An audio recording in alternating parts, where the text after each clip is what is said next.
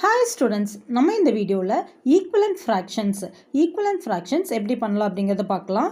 ஒரு ரெண்டு சம் எடுத்திருக்க 3/4 and 2/7. இதுக்கு ஒரு 3 ஈக்குவலன்ட் ஃப்ராக்ஷன்ஸ் நம்ம எழுதலாம். ஃபர்ஸ்ட் ஒன்று பாருங்கள், 3/4.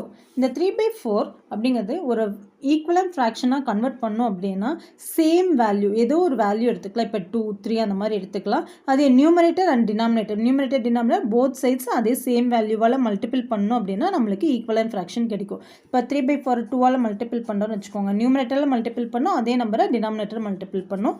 3 × 2 6, 4 × 2 8.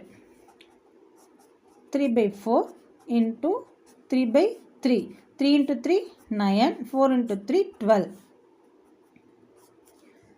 3/4 4ஆல் மல்டிபிள் பண்ணலாம் போத் சைட்ஸ்.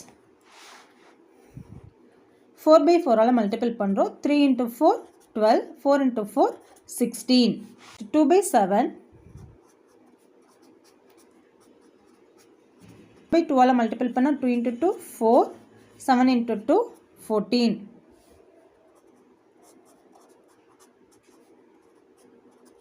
3/3ஆல் மல்டிபிள் பண்ணுறோம். 2 × 3 6, 7 × 3 21.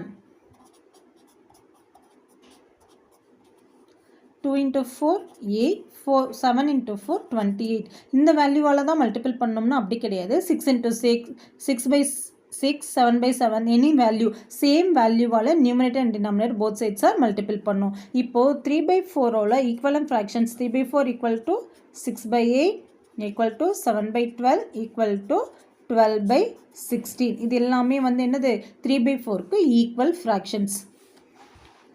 சேம் அதே மாதிரி நம்ம 2/7க்கு 2/7 = 4/14 = 6/21 = 8/28. இது எல்லாமே என்னது ஈக்குவல் ஃப்ராக்ஷன்ஸ்.